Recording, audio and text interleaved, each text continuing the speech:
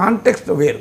శాసనమండలి ఎన్నికలు 2021లో తీర్మానం వల్ల సెకండ్ పొజిషన్లో ఉన్నప్పటి కాంటెక్స్ట్ వేరు, ఇప్పుడు కాంటెక్స్ట్ వేరు. అప్పుడు కేసీఆర్ పైన తిరుగుబాటు కనుక ఆదరణ వచ్చింది. ఇప్పుడు రేవంత్ రెడ్డి నాయకత్వంలోని కాంగ్రెస్ అభ్యర్థిగా రంగంలోకి వచ్చాడు కనుక ఆ ఆదరణ గతంలో ప్రజల పక్షాన ప్రశ్నించే గొంతుకగా చూసిన ప్రజలు ఇప్పుడు ప్రభుత్వంలో భాగమైన మల్లన్నకు అదే రకమైన ఆదరణ ఇస్తుందా తేలాలి. ఇది మొదటిగా మనకు చూడాలి. ఎందుకంటే నేను స్పెక్యులేట్ చేయను, నా సంగతి తెలుసు కదా మీకు. ఎప్పుడు కూడా ఎవరు గెలుస్తారు ఎవరు ఓడతారు అనేది నేను ఎప్పుడు చెప్పను. ఏ అభ్యర్థిని ఎండార్స్ చేయను, వివిధ అభ్యర్థుల బలాబలాలు మాత్రమే మాట్లాడతాను. సో అందువల్ల మల్లన్న 2021కు మల్లన్న 2024కు ఉన్నటువంటి తేడాది. రెండవది కాంగ్రెస్ పార్టీలో ఎంత మేరకు మనస్ఫూర్తిగా పనిచేస్తారని. ఎందుకంటే మల్లన్న తిట్టని మనిషి అంటూ లేడు.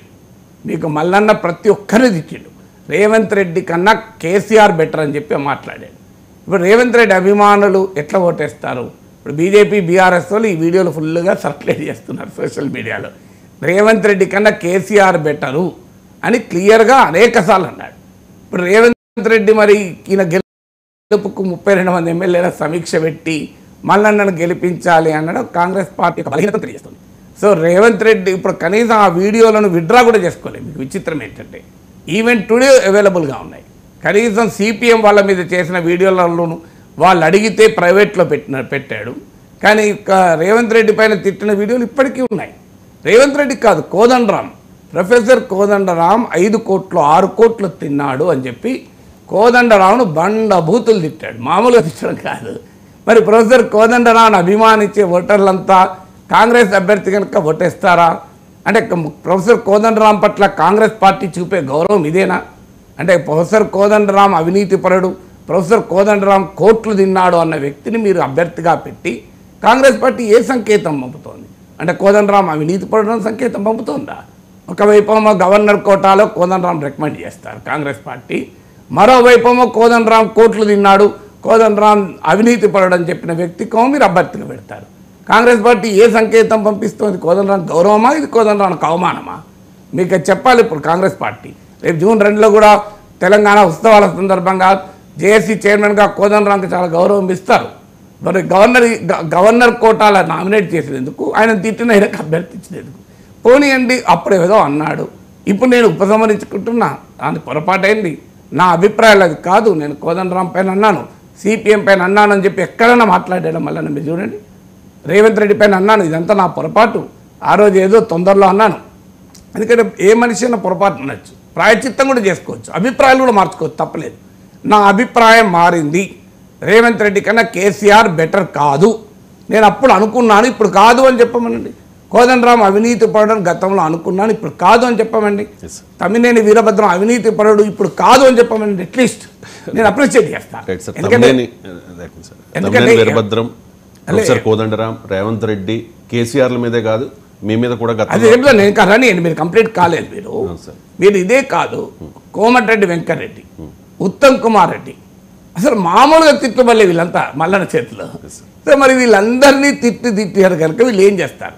కాంగ్రెస్ పార్టీ ఆన్సర్ చెప్పాలి. ఇప్పుడు జరగబోయే పరిణామం గెలిచినా ఓడినా మల్లన్న రేపు ఏమవుతుంది? కాంగ్రెస్ పార్టీ రేపు 2026లో 27లో మళ్ళీ రేవంత్ రెడ్డిని తిట్టుకుంటూ బీజేపీలో చేరొచ్చు. ఇద్దరు బీజేపీ నుంచి కాంగ్రెస్లోకి వచ్చినతనే కదా, అన్యాయం చేస్తాను, బీసీలకు అన్యాయం చేస్తాను, అంతా రెడ్లంతా జమైనరు. ఇదే కాదు, దేవుళ్ళని తిట్టాడు, తర్వాత రెడ్లను తిట్టాడు, బ్రాహ్మణులను బూతులు తిట్టాడు, వైశ్యులు బూతులు తిట్టాడు. సో ఇంతమందిని బూతులు తిట్టి మీరు నా గురించి ప్రస్తావిస్తున్నారు, దానికి నేను చెప్తాను సమాధానం. నా గురించి కాదండి, ప్రొఫెసర్ కోదండరామ్ అందరినీ ఎవరిని తిట్టలేదు, వదిలేదు. నాకు అగ్రకులాలను నోటికజన తిట్టాడు కదా. ఇవన్నీ మీరు చాలా ఇప్పుడు వీడియోలన్నీ అవైలబుల్గా ఉన్నాయి, నేనేం చెప్పడం లేదు కదా. ఉత్తమ్ కుమార్ రెడ్డితో అనలేదు, ఉత్తమ్ కుమార్ బహిరంగానే చెప్పాడు కదా, మా పార్టీలోనే నన్ను మల్లన్నతో తినిపిస్తారని. కోమటిరెడ్డి వెంకటరెడ్డి ఆత్మగౌరవం ఉన్న కాంగ్రెస్ నాయకులు, ఇంత సీనియర్ కాంగ్రెస్ నేతలు కదా, వారికి కూడా ఆత్మగౌరవం ఉండాలి కదా, సెల్ఫ్ రెస్పెక్ట్. నన్ను ఇంత బూతులు తిట్టాడే, నేను ఆయనకి ఎట్లా ప్రచారం చేయాలని? అసలు రాజకీయ నాయకులకు ఆత్మగౌరవం కూడా ఉండాలి. వ్యక్తులు రాజకీయాలు ఉంటాయి, నేను ఒప్పుకుంటాను.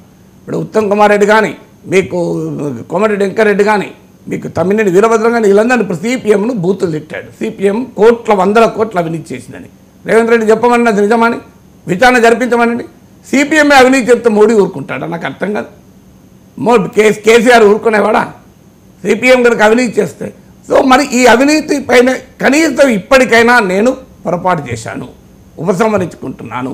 సిపిఎం పైన, కోదండరాం పైన, రేవంత్ రెడ్డి పైన, కోమటిరెడ్డి వెంకటరెడ్డి పైన, ఉత్తమ్ కుమార్ రెడ్డి పైన నేను చేసిన అన్ని పొరపాటు ఆరోపణలు అని బహిరంగంగా చెప్పితే కనీసం ఈ నాయకుల ఆత్మగౌరవం నిలబడుతుంది. రేపు అప్పుడు ఆయన ఓపెన్గా ఇప్పటికీ ఆ వీడియోలు ఉన్నాయి ఉంటే ఉత్తమ్ కుమార్ రెడ్డి ఆన్సర్ చేయాలి. అయ్యా నిన్ను అవినీతి పరుడిని బూతులు తిట్టిన వ్యక్తి నువ్వు గెలిపించాలని తిరుగుతున్నావు. What kind of message you send?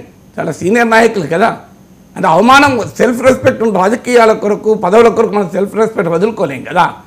అందువల్ల రేవంత్ రెడ్డి కూడా చెప్పాలి, కేసీఆర్ కన్నా మీకన్నా కేసీఆర్ బెటర్ అన్నాడు కదా. మీరు అంగీకరిస్తారా? మీరు అభ్యర్థిగా పెట్టిన వ్యక్తి కనీసం